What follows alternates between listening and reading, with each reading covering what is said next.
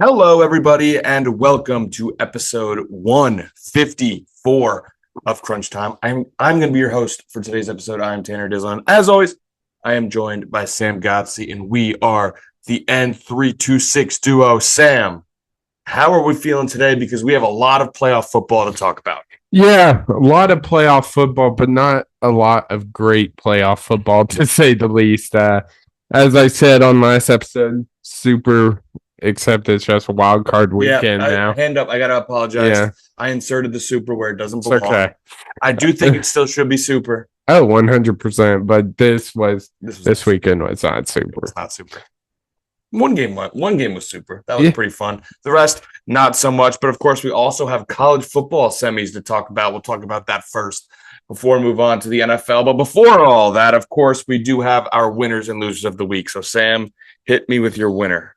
Yeah, this dude is the absolute face of college basketball right now. And of course, I'm talking about Duke freshman Cooper Flagg. Made history this past weekend going against the Notre Dame Fighting Irish. In 36 minutes, he put up 42 points, shot 11 for 14 from the field, 4 for 6 from 3. Was a little bit of a free throw merchant. Had 17 attempts, made 16 of those, 7 assists, 6 rebounds. This dude's written in as the number one pick, it seems like, and he now holds the record for the highest points in a game by a freshman since Ben Simmons of the LSU Tigers. So, yeah, definitely he's hoping. It was very obvious he was by far the best player on that court that day, and that's usually the case when Duke plays. Yeah, no doubt. Interesting game for Duke, though. I mean, you know, your best player drops 42. You're thinking, oh, wow, they must have killed him. Didn't. Was a close game. Yeah. You know, obviously Duke with that huge win over Auburn, but lost to Kentucky. Weird team so far this year, I think. Yeah. And we'll see what happens with Duke as we move forward.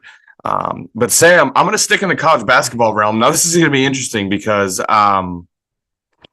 know, I think our losers are both have to do with my winner, which is a little bizarre.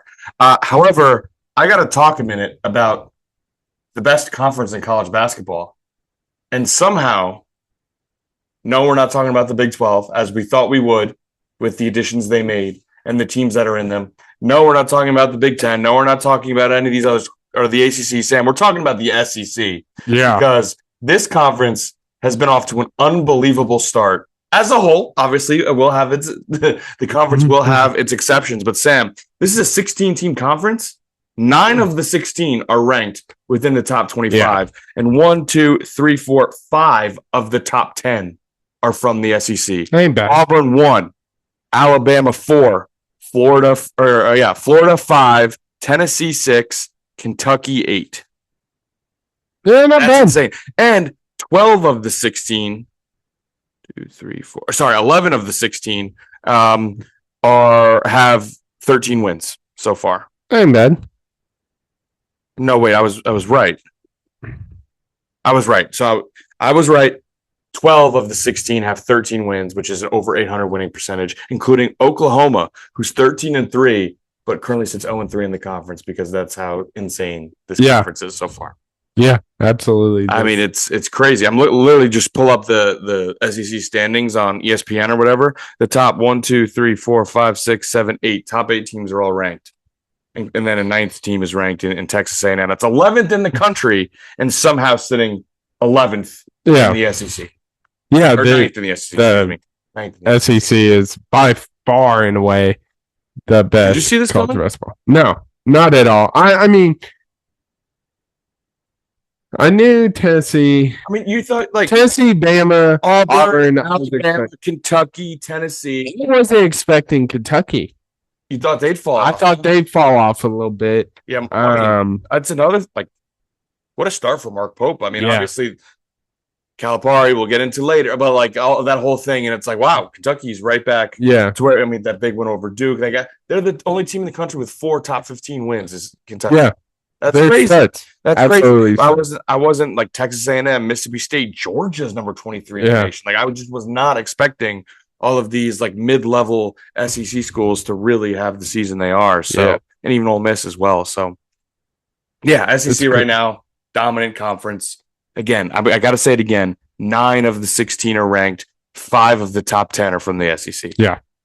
I'm going to say it. First reported here on Crunch Time, the SEC is no longer a football conference. They're a basketball conference. SEC football is dead. SEC basketball is here. I love it. Yeah, I mean, we'll just dive right into the loser, because that's a perfect segue. And of course, I'm talking about the one team not playing too hot in the SEC, and that is, of course, the Arkansas Razorbacks under John Calipari. They are 0-3 in conference, and like we said, one of the great conference. But when you have a team full of 5 stars, supposedly one of the best coaches in college basketball history, after losing, they are now staring down their worst conference start in 36 years. After losing to Florida this past weekend, he didn't hold back. He said every time it was critical, there was a missed free throw.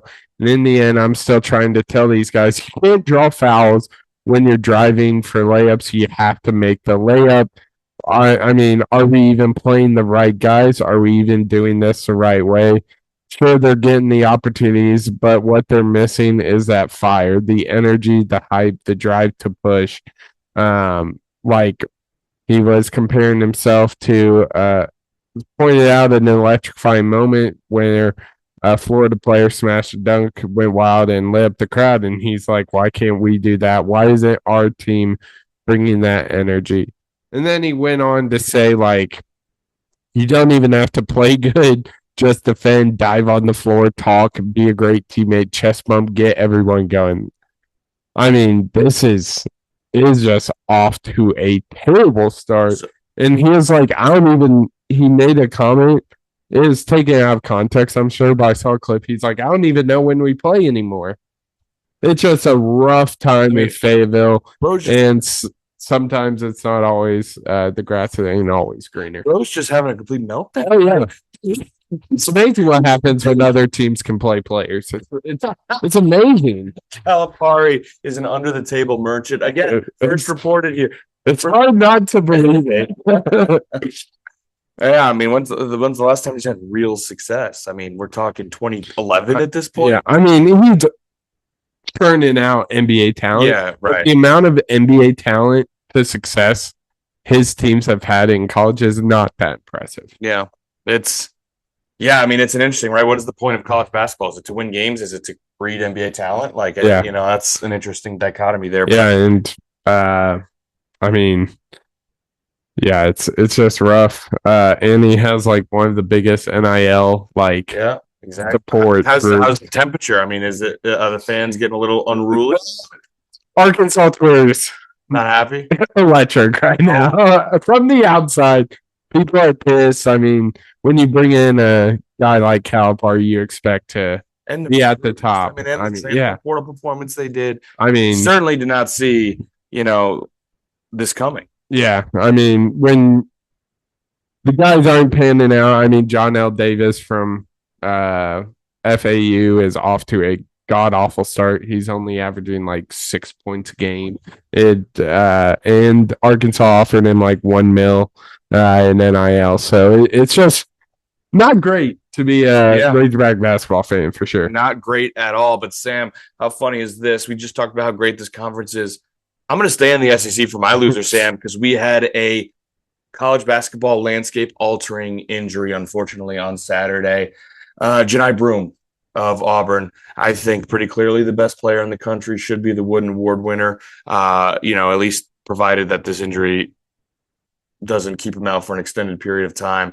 But on Saturday, Auburn was playing South Carolina. He went down with an ankle injury, had to be helped off the court. He's already listed as out for Auburn's next game, which we know in the SEC right now, no nights off. Mississippi State, number 15 in the country, is coming to Auburn. So they are home, but without Johni Broome, who knows what Auburn's going to look like, how they're going to be able to weather the storm, and how long is he going to be out? I mean, all of these are questions that no one knows the answer to right now. Like I said, I mean, if it's an extended period of time, you have to think Auburn is going to slowly but surely plummet in the rankings. So, I mean, literally looking right now, their next 3 games on Tuesday, which is tomorrow on the day we're recording, Mississippi State comes to town. Then Saturday, they got to go to Georgia, who's down number 23 in the nation. And then the following Saturday, the 25th, Tennessee comes to town. Oof. So, yeah, not good. Rough, a real tough schedule coming up for Auburn. Who knows how healthy they'll be. But, that sucks for Auburn. So, Johni Broome and Auburn, they're my loser because they're going to need to weather the storm and hope that he gets better quick. Yeah, absolutely. And I saw it was a severe ankle sprain. I don't know if that's like better than a broken ankle, or you'd like to think so. Usually sprain is better, but ankles are weird like that, and the tendons are the issue. And so who knows what will happen, but hopefully he gets better soon because he is an incredible talent in college basketball. We'll definitely miss his abilities over the next, hopefully not longer than a few weeks. But we got some other big-time college sports going on, Sam. On Thursday and Friday this past week, we had the college football playoff semifinals. We'll start on Thursday night, Sam. Electric. I mean, it was the game itself was like not great football, but it was an amazing ending. Notre Dame and Marcus Freeman end up getting the win against Penn State 27-24, and they're going to the national title game. Yeah, I mean, I think this game comes down to, as well as Notre Dame played, I think it lands more on the mistakes Penn State made, the execution of their game plan, and just down bad coaching. I mean, it's hard to talk about this game and not mention the lack of the passing attack for what was supposedly projected like first rounder quarterback in Drew Aller, having 0 receptions for 0 yards, for 0 touchdowns to his receivers. That's just not a recipe for success in this day and age of football. It seemed like he had tunnel vision on Tyler Warren the entire game, and deservingly so. This dude's probably one of the best players in college football. But at some point, you have to get those receivers involved. And he just couldn't. Had a very costly interception down the stretch, and opportunity where I don't even know why you're throwing the ball. But, I mean, costly mistakes costed Penn State this one. Their rushing attack was absolutely on fire. Why they went away from that when it was clear as day their passing attack wasn't working is a question that James Franklin is going to have to think about for a while. Yeah, coming into this game, we said who's going to be able to run the ball better, which was clearly Penn State, as you said. They were running the ball very well. Why they went away from it, couldn't tell you. They should have been able to bully Notre Dame. They didn't. Or they did until they didn't, and they stopped. But the moral of the story here is Drew Aller was not good at all. No. Which it's weird because, we're not Drew Aller fans. We didn't see it with him going into the year. And throughout the year, he was up and down. I think overall he played better than I expected him to. And I remember on the episode last week saying Penn State will win this game because they have a better passing attack. Mm-hmm. We were right in the fact that we were saying whoever was able to have the better passing attack would win. It was just Notre Dame. And I'm not going to sit here and say Riley Leonard played a great football game because he didn't. He was just good enough to win. And Drew Aller, like we look at these stats, obviously was wildly inefficient, not many yards through the air. Don't get me wrong, Sam. He had 3 picks in this game. Yeah. He had 3 picks. He had obviously the crucial one. He had the one that was a pass interference call that was absolutely absurd. Yeah. Not PI at all. And then he had the one in the end zone that they ruled he didn't have control before. Yeah. That when Warren was like in triple coverage? Was that one? It's kind of on the sideline. Yeah. Yeah, he caught it in the end zone, and they ruled it an incomplete pass. That was crazy. So he threw 3 picks in this game. Yeah. He did. But the stats only say 1. He obviously no touchdowns to the air, only 135 yards. Like, he was just bad. I don't. There's no other way to put it. And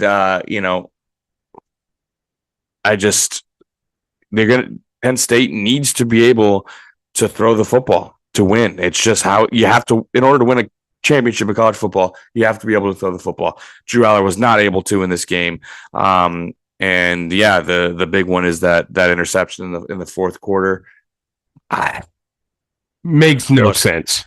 Why you're trying to push the ball downfield, as you said, Aller's clearly been bad all game. Not much going on. Your wide receivers don't have a single catch. I mean, this is Iowa stuff here. This is not football playoff semifinal.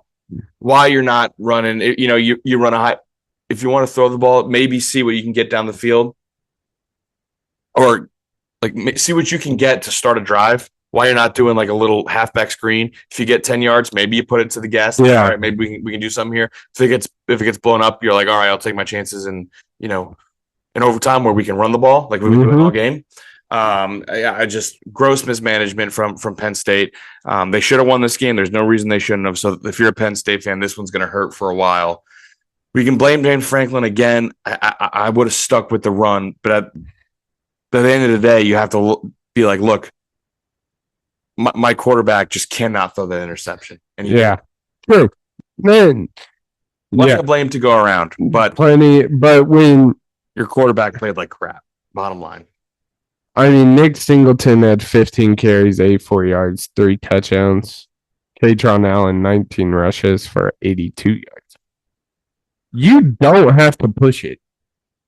Like you said, you could just... Especially when you're up 13-0 at half.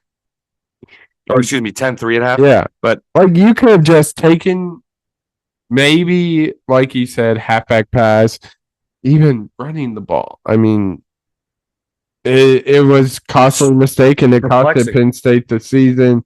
Not surprising. We all thought this could be the year James Franklin wins a big one. His record against AP top 10 is now 4-20, and it's going to be hard for him to ever defeat the allegations that he can't win the big one.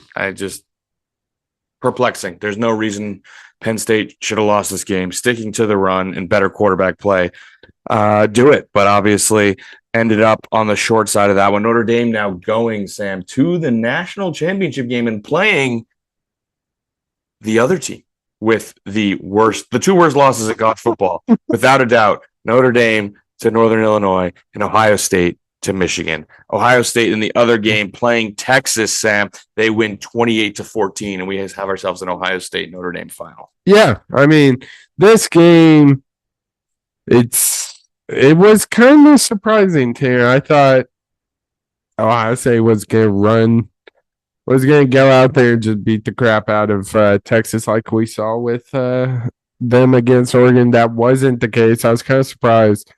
Quinn Ewers played probably his best game we've seen in a while. Not saying he played tremendous by any means. He just played better than what he has in the past couple of weeks. And to be honest, Tanner, Texas defense is what made this game close. I mean, Jeremiah Smith, we raved about him last week, being the single reason why Ohio State beat the crap out of Oregon.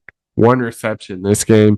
They kept their stars in check, but unfortunately, when you're Ohio State, you are just loaded with talent. I mean, Emeka Egbuka, 5 receptions, 51 yards. Keyshawn Judkins did play well. He had 2 touchdowns on 9 carries. But, like, if you go down these stats for Ohio State, you're like, how the hell did this team beat Texas? Like, it doesn't make sense, but especially when you look at just like how they did it. But that one play, is really what made the biggest difference. Big time players make big time plays, and that big time player was Jack Sawyer's strip and fumble recovery for 83-yard touchdown late in the game. Yeah, a few things about this game. I mean, 28-14 looks like a comfortable win for Ohio State. It was not. It was a very close football game. Texas defense was awesome, much better than I thought they would be. Because 28-14, you would have told me Texas defense holds Ohio State to 21, which is what they did because it was a defensive touchdown. I'd be saying, all right, I like that for Texas. Can their offense go out and score those points? And obviously, the scoop and score at the end of the game came, in the red zone. We're talking about Texas is on the cusp of tying this and sending it to overtime. So, a really close game. I think the moral of the story here is Ohio State's beatable. This Ohio State did not look dominant by any stretch of the imagination. But Sam, if you're Texas, you are kicking yourself. There's one play in particular, real slow first half. Ohio State draws blood first. They're up 7-0 for majority of the first half. Texas scores at the end of the second quarter, right before halftime, tie it at 7. Ohio State does what I think Penn State should have done. They get the ball with, less than 2 minutes left. They just run a little halfback screen, see if they can get something going, and Trevion Henderson goes 75 yards to the house. Yeah. Carry that 14-7 lead into half. No way should that have happened. Coming off of a big-time touchdown for Texas, you should be going into half 7-7. Just completely killed all momentum going into the half. And then obviously, you're down 7 in the red zone as time expires. If you don't give up that 75-yard touchdown, we're talking a completely different game. You don't need to score. Obviously sports don't work this way, but you're on the red zone. Your tie game, you're playing much more conservative for a field goal. The whole thing changes. So Texas' defense was awesome. That one play is going to sting. And then obviously when Ohio State needed it most, Jack Sawyer came up with the huge play, who can score, and Ohio State wins this game. So definitely was not dominant. You thought it was going to be dominant. I thought it was going to be dominant. A lot of people out there thought it was going to be dominant. Wasn't, but they come out with a 2-touchdown win. That Ohio State defense is still, they are just really good. Guys all around, Jack Sawyer, Caleb Down, you name it, they have it. So Ohio State defense is stacked. The offense is the question mark, it seems. But we have got ourselves a Notre Dame and Ohio State final. Yeah, can't say I predicted this one, Tanner. Now, Ohio State, they had a tough road to get there. I'm more shocked about Notre Dame. I thought they were going to struggle through this college football playoffs, and shout out to them, man. Riley Leonard stepping up big. Obviously struggled last game, but still, when it mattered most, he stepped up big. I'm shocked. I'd be lying if I said I wasn't. Yeah, no, I agree. I'm surprised here too. Now, of course, we got to get into the debates about college, right? The state of the playoff, because literally one thing's for certain is that the expanded playoff allows teams with bad losses to have redemption. Now, the conversation is literally one of two ways. It's either, what the hell, the teams with the 2 worst losses are in the final, like this sucks. We should be punishing teams that have bad losses. And then the other side saying, well, like, it's had its effect because clearly the two of the best teams in college football are in the final. They're playing the best football right now. And under a 4-team playoff, neither of these teams would probably be in. Yeah. So where do you stand? Are you, we should be punishing these losses? Or are you good for college football that, teams with bad losses can have the chance at redemption? And so far, 2 teams this year have taken that chance. Yeah, this is definitely a very interesting conversation. Now, where I said because it very rarely do you get 2 sides acknowledging the fact that's the same fact. One side is like, this is horrible for the sport. One side being, this is great for the sport. Yeah, I don't think anybody is arguing. Well, there probably are people, but I think the expanded playoffs way better.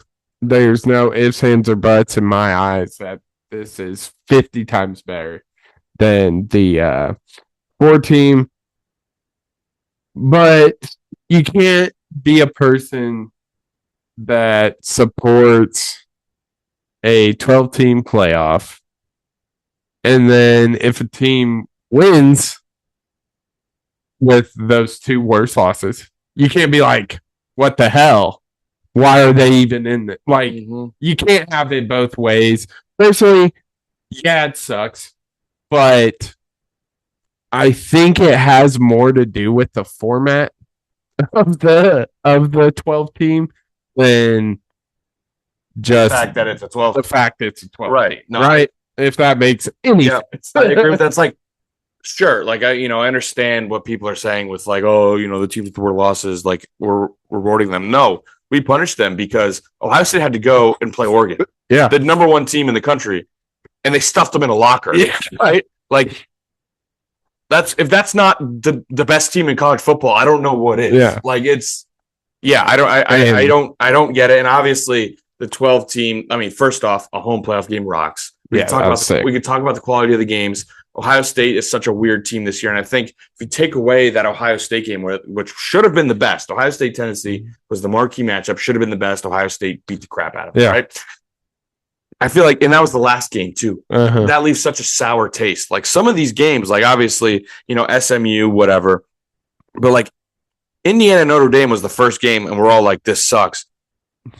That wasn't that bad of a it was a 10-point game. Indiana had a chance at onside kicks to keep in the game, and obviously Notre Dame now going to the national title. So the tone on that game was like, wow, this sucks. Looking back at it, I was like, dude, that game was not bad at all. Like that was kind of fun. Yeah. And everyone's talking about Indiana. They don't deserve it. They lost by 10 to a team that's just not. Yeah, exactly. And who says we don't get these blowouts in a 4-team? I'll take more blowouts if it means more football in my eyes. Like people fail to see though is the effect outside the playoff. Like how many games in weeks 10, 11, 12, 13 had material effect on the season. Yeah. Because teams were fighting to get into the 12th. Because like if you're 10 in the country, you're not making the 14 playoff. Your games don't mean as much. But now all these games have playoff implications because there are 12 teams that make it. And like it made the regular season better. The playoff itself, more football, obviously. Awesome games. Notre Dame, Penn State coming down to a last second field goal. Like this is awesome. Texas, Arizona State going overtime. That was awesome. Yeah. So, I don't understand how people can look at the 12 team as a whole, say it's bad for football. Obviously the format issues, which hopefully will be addressed, but college football rocks. And everyone needs to apologize to Indiana right now because they have 2 losses on their schedule. Yeah. And they're playing to apologize now. Every single one of you. Sorry. Yeah, it's not us. No, was it us? Hate to see that. It was me for sure.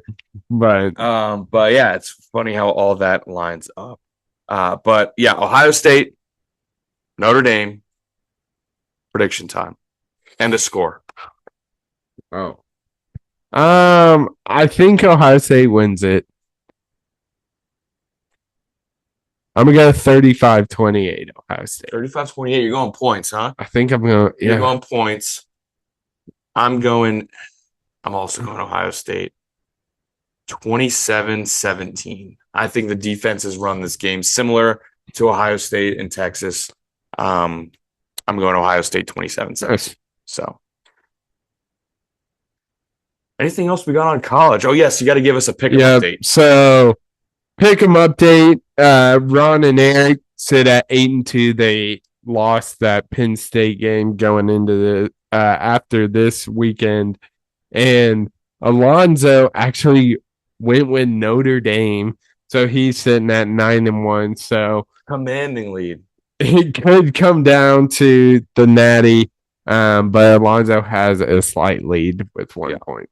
So super competitive so far. Shout out Alonzo. Big one to get right, and obviously seems like a lot of people lean one way for the title game, so that's a huge lead to have. But should we talk about some NFL ball? Let's do it. We had the not so super wildcard weekend. Quite the opposite. Sam. And it started off in a tough spot. What should have been a good game was not, as the Chargers completely fell apart, lost to the Texans 32-12.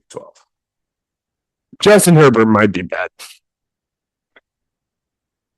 he it's like SEC, like the way people talk about Justin Herbert in hypotheticals is like what SEC fans ball.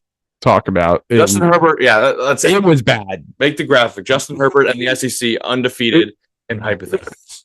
Yeah, which Justin Herbert was really bad. It's tough because I'm a Justin Herbert defender. I do think, in general, he's a good quarterback. That was a tough watch. Yeah. That was a tough watch. 4 picks. And now you look at this playoff resume, Sam. You've got a 28-point lead blown to the Jaguars. Now you've got a 4-pick game losing by 20 to a team you were 3-point favorites against. Yeah. Is it time to have the conversation? And it sounds like you're saying yes. Yeah. I mean, this guy is like when the past couple of years, obviously not, but he's in the conversations with Patrick Mahomes, Josh Allen. I think coming into this weekend, I think the conversation was comfortably top 4. Obviously, whatever order you want to put them in are Mahomes, Lamar, Josh Allen, and Joe. And then I think pretty comfortably people were having Herbert in that 5 coming into this week. Yeah, it was, and I think we massively overrated this guy. And I'll be the first. Man, I was right there with you. I was a big fan of Herbert's game coming in, and just over the years, it's getting tougher and tougher to defend him. And this game might be the nail in coffin for me. I think we should make like playoff wise. Like, I was very impressed with him this season, and I think the turnaround from last season, going from 4 wins last year to now 11-5 into the playoffs, he was much better. But the playoff resume is getting tough. And that's, I guess that's your point. Like, what are you if you're not? What are you if you're not in, exactly? And his resume ain't great. I mean, he had 14 completions. 9 of those were to Ladd McConkey, which shout out Ladd McConkey. What a beast, dude. What an absolute stellar season. A lot of people didn't expect him to have the production, but I mean, yeah, Justin Herbert, not a great performance. And shout out Joe Mixon put on a show. CJ Stroud, I didn't think was too incredibly impressive this game. Honestly, the best part of this game was as a Nickelodeon broadcast, if we're being honest here. He definitely gives love to the Texans defense. That's a good unit. Absolutely. That's a good unit. The Texans offense right now is obviously no Diggs, no Tank Dell. But overall, it's one that you still, even with those injuries, you think would be better.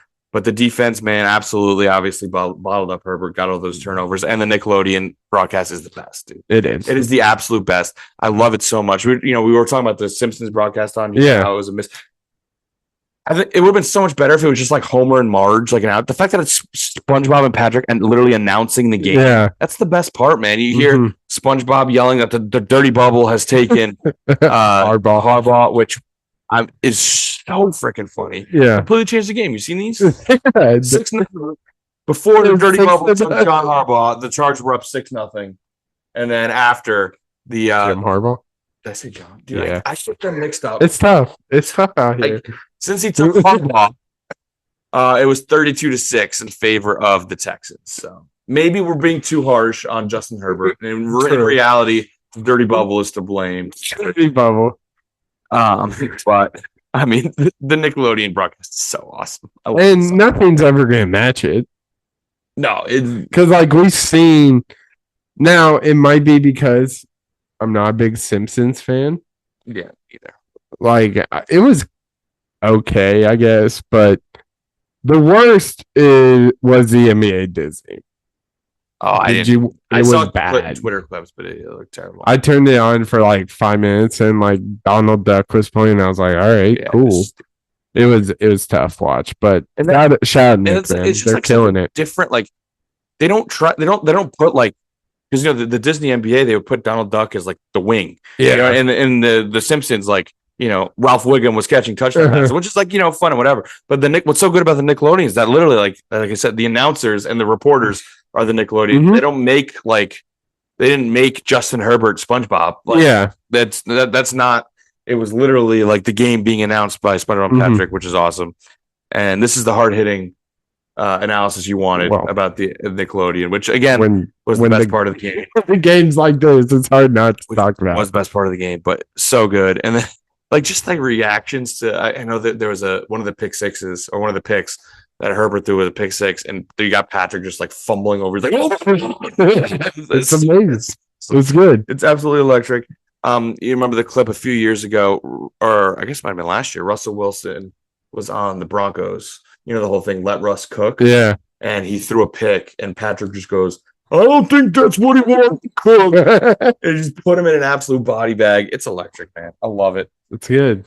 I love the Nickelodeon broadcast. Don't love this game as much, but the Texans now, could that be a little bit of momentum? I don't know. They're going against anointed pretenders, the Kansas City Chiefs next week, Sam. Yeah. So we'll see. We'll see if your prediction is true.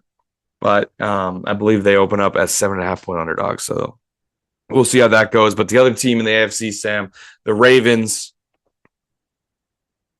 took care of business against the Steelers. And 28-14 score, obviously, coming off of Texas, Ohio State. That game was way closer than 28-14. Ravens Steelers was not as close not so much as the 28-14. No. And it was strictly the Ravens thought, all right, we're just going to run this ball down your throat and try to stop it. And that's literally what this game was. 299 rushing yards for the Ravens to the Steelers 29. Derrick Henry, what a revival of his career. It's amazing what happens when you leave the Tennessee Titans. 26 carries, 186 yards, 2 touchdowns. Lamar Jackson, 15 for 81. I mean, he hardly had to pass the ball, but he damn near looked perfect. 16 for 21, 175 yards, 2 touchdowns. This was utter domination. Ravens had the ball for damn near 30 or double the amount of time. They had about 40 minutes to the Steelers 20. They had multiple drives where they just shoved it down their throat, and it was incredible to watch because the Ravens just absolutely dominated. Complete domination of the line of scrimmage. And if the Ravens are going to do that, I don't know if there's maybe the Lions can beat them because they just have so many offensive weapons that they can score quick. But my goodness, man, the running game was unbelievable. The offensive line play was unbelievable. It was complete domination, as we said, nowhere near as close as the 28-14 suggests. But that's the blueprint. That's when the Ravens are the most dangerous. We have the best rushing quarterback in the game, probably the second best running back in the game. Stop us. Yeah. And Pittsburgh couldn't. So now looking at Pittsburgh, Sam, that's now 6 straight losses for Mike Tomlin in the playoffs. It's been the same formula for the past 10 years now. Yeah. Obviously, the early success with Tomlin, and what he's able to do with teams that aren't all that talented is impressive.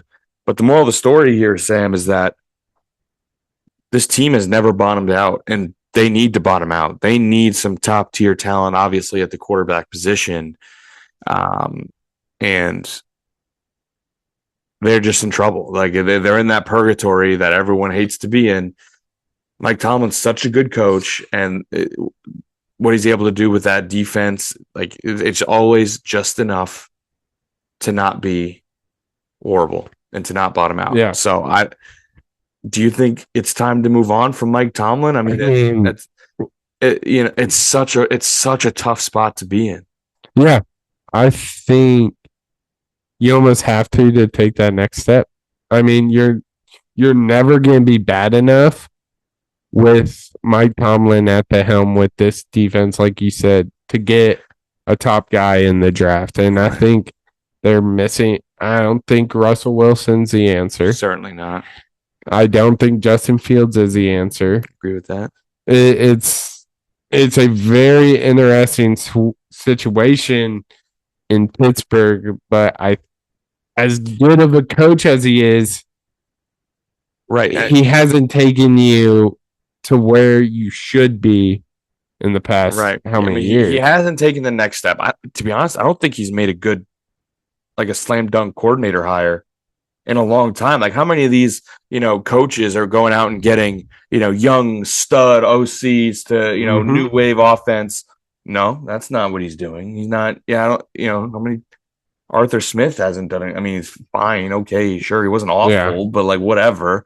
The coordinators have not been slam dunk hires, which is something you'd expect a coach of his caliber to do.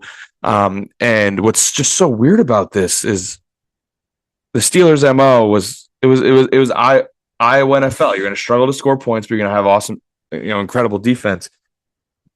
In their 6 straight losses, Sam, their defense has gotten absolutely gashed. There was some stat where it was like in every single of those 6 games, the opposing team had already had 14, 21, 28 points before the Steelers score their first points. Now, I don't know if that's an indictment, if you want to take that as an indictment on the offense being bad, the defense is not showing up. But, when they play good playoff teams in the playoffs, their defense seems to disappear. So I don't know. I don't know what you do.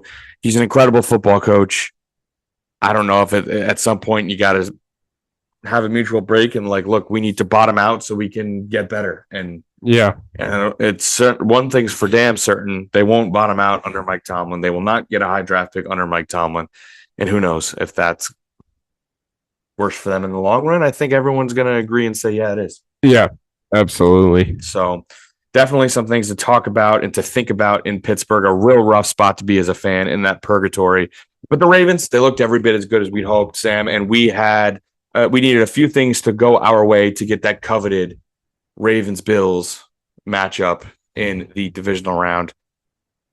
And the Buffalo Bills took care of business against Denver and won 31-7. Yeah, not surprising. And in this life, the Bills are one of the hottest teams in the NFL. And Broncos, we kind of mentioned it last week on the episode. It seems like they're just a little too young to be in this situation. I think Bo Nix outperformed every expectation coming into the season. It was like it's a couple years too early for the Broncos. It seemed like they were just entering a rebuild, got Bo Nix, and somehow made the playoffs. So this game really wasn't all that surprising to me. Yeah, that. I wish I had more analysis, but when Bo Nix versus Josh Allen, and just it was very clear who was the better team, and it showed in the scoreboard. I'd agree with that. Just too much talent on Buffalo's side. Denver, man, I think, obviously, I think it's a little different. It's a little different because, you got matchup against the Bills and you lost this game. But I'm thinking try and follow, which is, might seem like not a great advice because of what happened this year, how we're talking about the Texans as being a team that can't win the Super Bowl. But I think you got to follow the Texans mold, right? You have a young quarterback who in his rookie year is like, oh, this guy can play. Just go out, load up. Whatever you can find, get it. Cortland Sutton's a good wide receiver. If there's a Stephon Diggs, like Houston went out and did, go out and get him. If there's a Daniel Hunter you can sign off the edge, go out and get him. I think the main thing, though, the main area this team needs to improve on, Sam, is the running game. Yeah. They just Bo Nix was the leading rusher in this game. Yikes. You just can't have it. Like Javonte Williams, who's their number one back, 29 yards, 7 carries, 29 yards, a little over 4 a carry. Like it's just not going to get it done. Yeah. You know what I mean? Like you need to have a running game, especially, when you're a Sean Payton team. Look what he was able to do with Kamara all those years. Like, you just need that. So a lot of areas to improve for Denver, but it's hard not to be, as you said, encouraged with the way that Bo Nix played, with the way the defense played. Pat Surtain, obviously, it's a legitimate DPOY candidate for years to come. So Denver, your head should be held high, but Buffalo just has too much talent. Buffalo is one of the best teams in the AFC, and we have Buffalo and Baltimore. In Buffalo this time, because they played in Baltimore earlier in the year. Ravens kicked the crap out of the Bills. I think it was like week 3 or something. But now at Buffalo should be awesome. Absolutely. Should be awesome. But now we have a couple NFC games to wrap up, Sam, in the 4 o'clock or 3 o'clock Central slate. Packers, Eagles. Packers take the win 22-10. No, they didn't. Sorry. Eagles. Eagles took the win 22-10. Yeah. This game, you can look at every stat, but it comes down to this one, and that's turnovers. 4 turnovers for the Packers, 3 interceptions, 1 fumble loss, and that really is what decided this game. Tanner, Jordan Love looked absolutely terrible this game. 3 picks. I mean, they just gave him this fat ass extension, and this is how you perform in a big game in the playoffs. So just absolutely abysmal performance, simply put. And let's not act like the Eagles played a tremendous game, because they didn't. Jalen Hurts didn't look great. Saquon, 119 yards. Okay, that's just Saquon. Saquon. Yeah, that's just Saquon. But that is an average to above average Saquon game. That's how good he is. But it wasn't like the Eagles just flat out dominated. The Packers just put them in positions to succeed with all those turnovers, and that's really what costed the Packers this game, man. Agreed. Turnovers. The opening kickoff. Obviously, that's tough. You just can't have it. Jordan Love, part of me feels validated right now, because I don't think Jordan Love is that good. I've never thought Jordan Love was that good. If Jordan Love is the best quarterback in garbage time, if you're down, it happened to the Vikings twice this year when they played the Vikings. When they're down 17, 3-4 possessions, and the other team's in prevent defense, Jordan Love is the best quarterback you can possibly have. He will pick them apart all day long. And at the end of the day, you'll look and be like, wow, Jordan Love had a great game. When in reality, when it mattered, he did not play well. That is the story over and over and over again. And Sam, he had 3 picks. Look, one of them was probably pass interference. Yes. Yeah. Probably shouldn't have counted, but that was a terrible throw. That was an awful throw. Yeah. The one to Slay, awful throw. The one to Bond, what are you looking at? He has been he did not have a good year this year. Yeah, the injuries, whatever.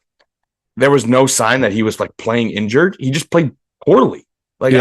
He just played bad. And that's what I'm imploring Vikings fans, with something a little bit similar with a good season of Sam Darnold and JJ McCarthy waiting in the wings, Sam. It's almost like signing your existing quarterback to a deal that takes up many years of the rookie quarterback, to where you have to make a signing decision based off of a small sample size is a bad idea. It's crazy how that works.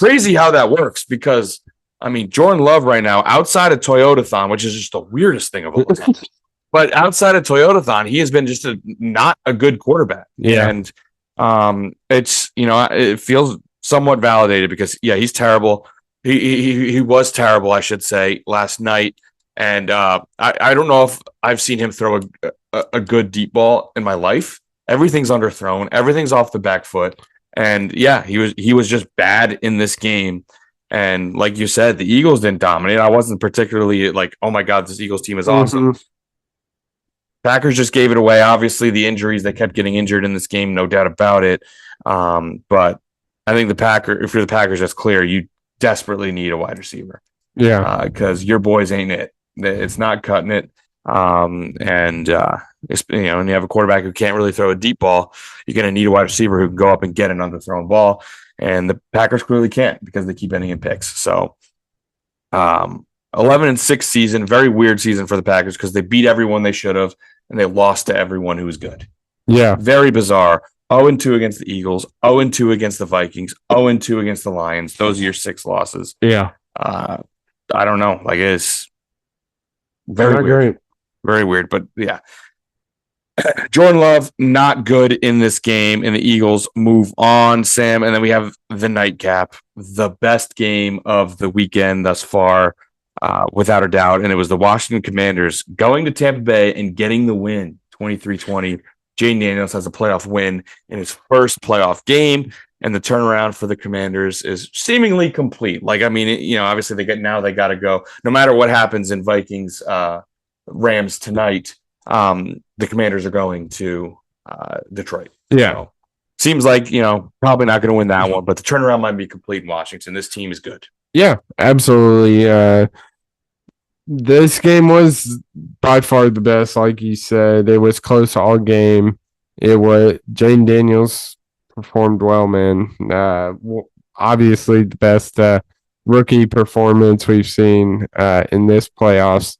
And it came down to the final couple minutes, and I think the biggest turn was with about 9 minutes left, making a fumble recovery at the Tampa Bay 3. Baker Mayfield fumbled the handoff and was pivotal, led to Jane Daniels connecting with Terry McLaurin, taking 2017 lead with like 10 minutes left. So it was crazy.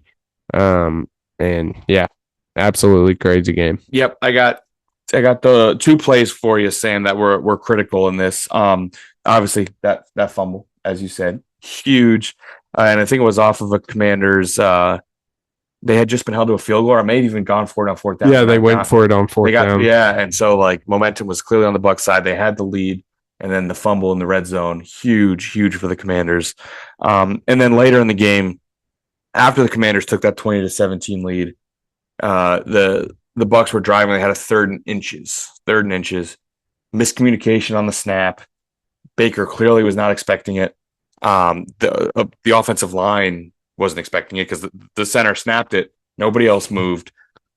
The Commanders got great penetration, ended up with like a 5-yard loss. So now the possibility of going for it on fourth is It's not like he got stuffed. You're like, all right, let's go for it on fourth and one again. No, they lost 5 yards.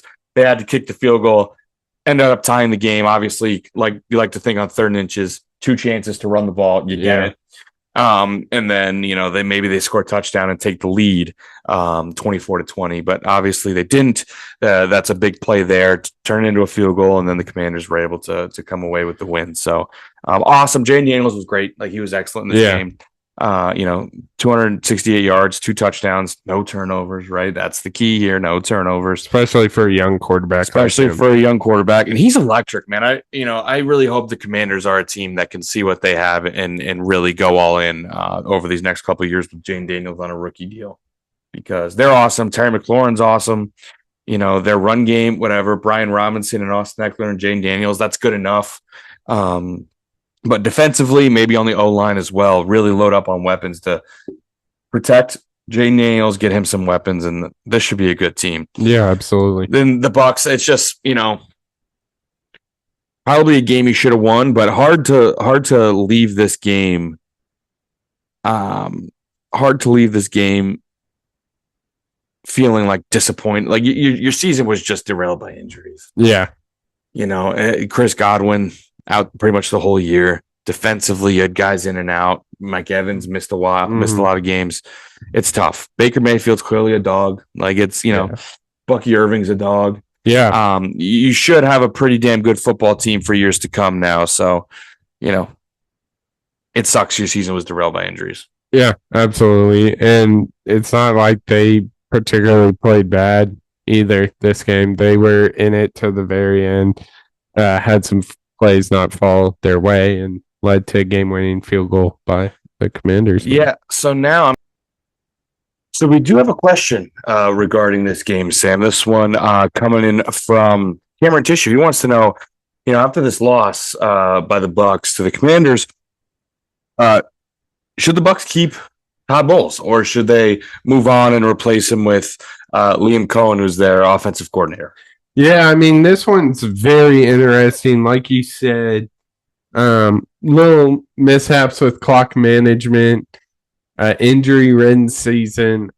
Personally, I don't think you make that big move. I think next year, get the guys healthy and see where it goes. I mean, they still made the playoffs, Tanner. So I think you get your guys healthy back. I mean, Mike Evans missed. It seems like every big player on that team missed games. So I think it's a little too early, but definitely there's some concerns especially in the clock management aspect of the games. Yeah, I think I agree with pretty much everything you just said. Like, I don't think I'd pull the trigger now. I think with everything that went wrong. Also, like, I'm pretty sure this is his first year. Yeah, this is his first year as Bucks OC. Like, I think he did a pretty good job, but I don't know if it wasn't just like outstanding. Yeah. Like, oh my god! I don't know if you should, promote your OC 1 year, type of stuff. But I respect it though. I don't lie. Yeah, but so I agree with everything that went wrong, all the injuries, like you said, still made the playoffs, and look, the division is probably going to be just as wide open next year as it was this year. Maybe probably the Falcons will be better with a full year of Penix instead of the broken Kirk Cousins. So maybe it'll be a little bit harder, but I tend to agree. I think you stick with Todd Bowles, or if there's a clear upgrade to be had. I'm not sure Liam Cohen is a clear upgrade, but if there is a clear upgrade to be had, maybe you make the move. Yeah. But Sam, the last game. Yeah. Vikings Rams. Utter disaster. Yeah. The game is still currently going on.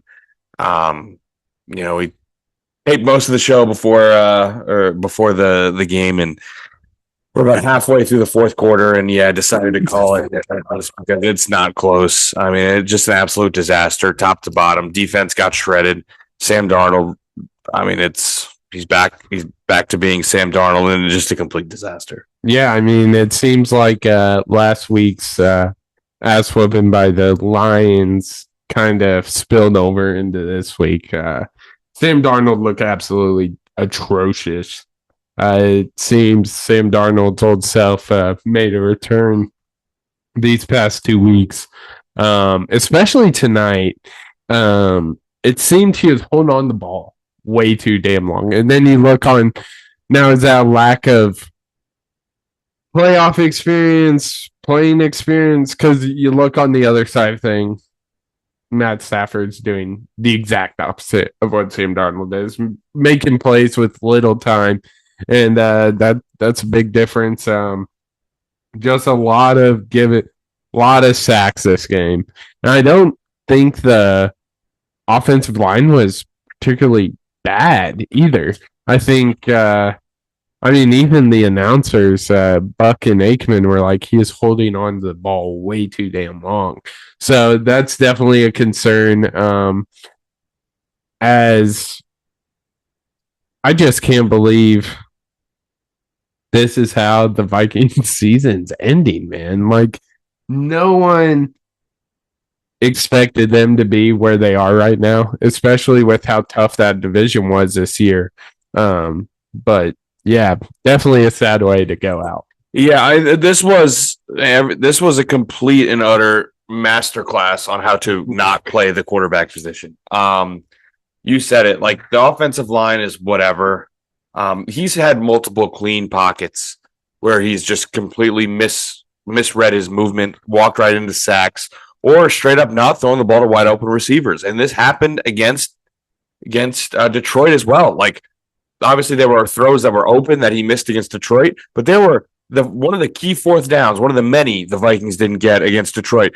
The play, it was such a clear design for Jordan Addison, and it worked to a T. He was wide freaking open, and Darnold stares it down and doesn't throw. Yeah. And then there's another release off the back of that, and that guy is also open. Darnold stares it down, doesn't throw the ball. And the same thing happened. Clean pockets. Guess what? The opposing team's pass rushers get paid to rush the quarterback. They're going to get there eventually. If you have 3 seconds of a clean pocket, that ball needs to be out. That's how you play quarterback in the NFL. I don't care what you want to say about the season he's had. This was a disaster by Sam Darnold. And the last 8 quarters he's played have been absolutely god-awful football. Miss me with... I know I fell into it. You can listen to that episode where I said, I don't know. I know I felt it. Miss me with that. J.J. McCarthy is the future of this team because Sam Darnold in 8 quarters against quality football teams when they needed it most, he shat down his leg. He played horrible, horrible football. Yeah. It's hard to argue that. I just don't know, like, what happened. Like, he was playing some of the best. Now, is this a case of him playing,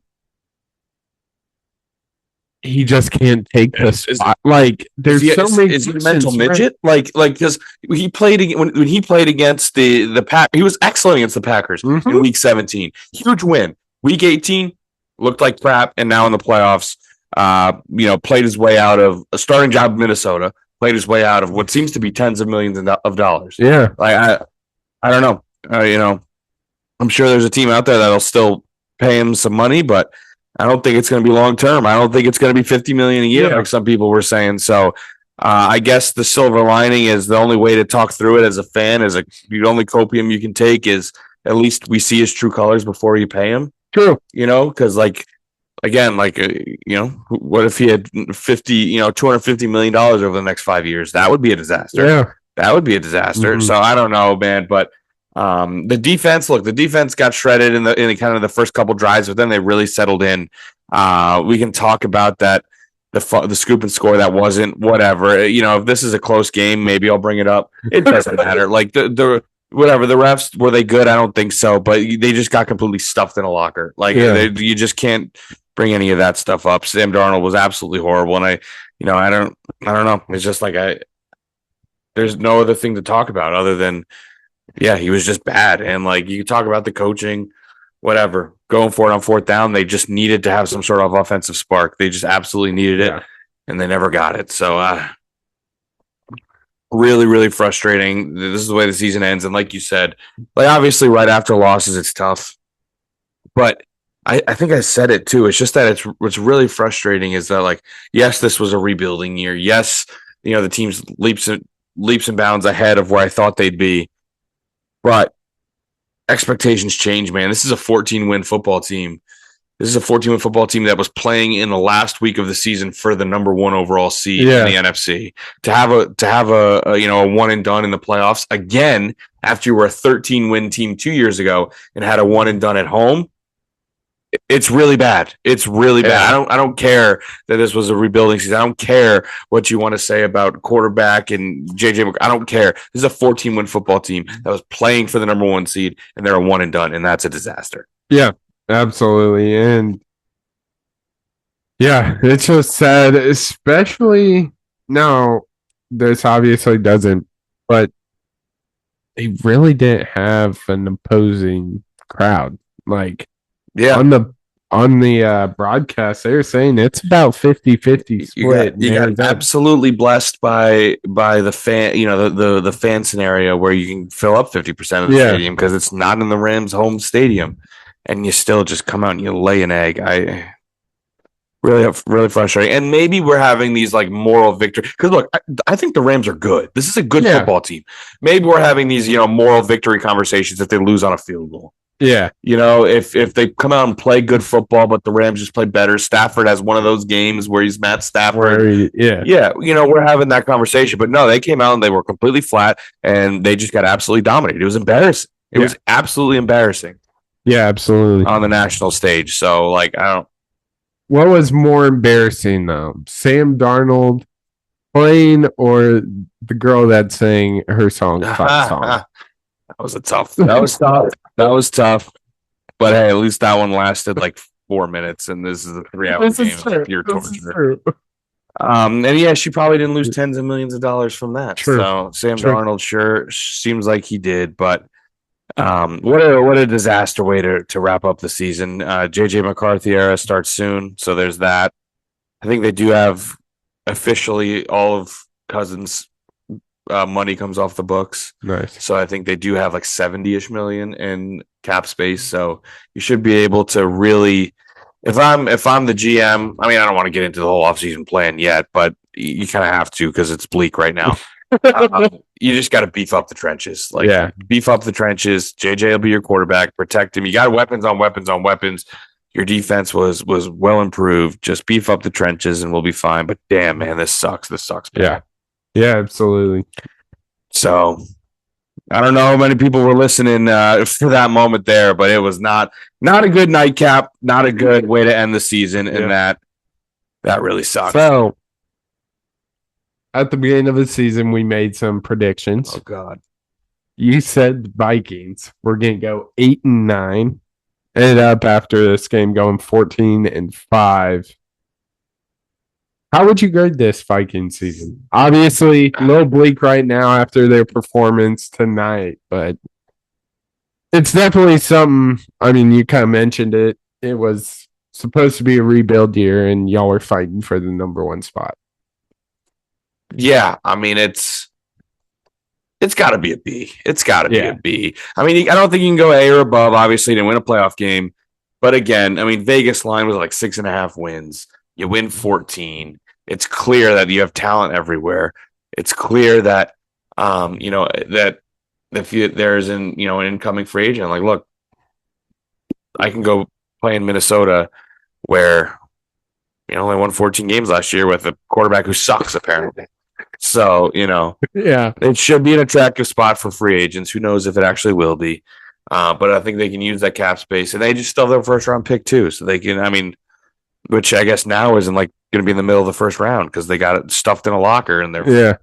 So, I think it's probably got to be a B, maybe B minus, because maybe it's a B if they lose a close game here. Yeah, maybe a B minus because they got embarrassed, but still, it's definitely going to be an overall good season. But right now it's hard. It's just another year where, similar to 2022, where you look back at it and you're like, wow, what a season it was.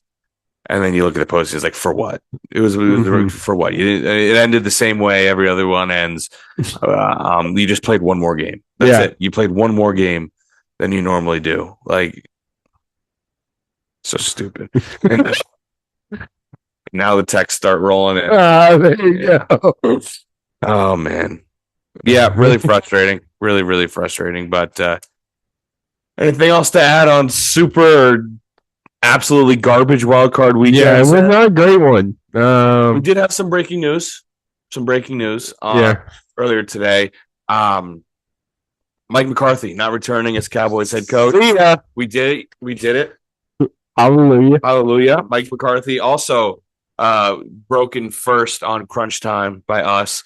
Mike McCarthy has agreed to become the new head coach of the New York Jets. Nice. He's reuniting with Aaron Rodgers. First reported here on crunch time.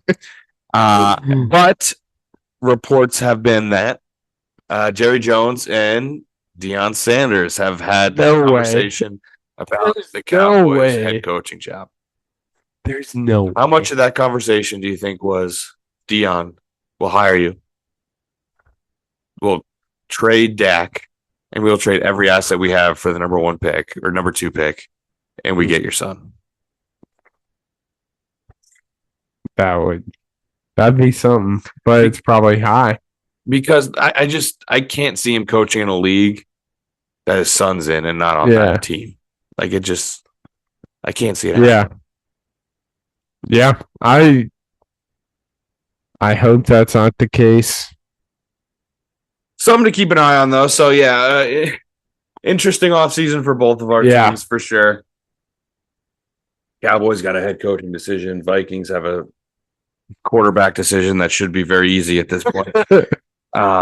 But, anything else to wrap up an absolutely garbage, again, I'll say it again, absolutely garbage wildcard weekend before the national championship and any of that stuff? No, man.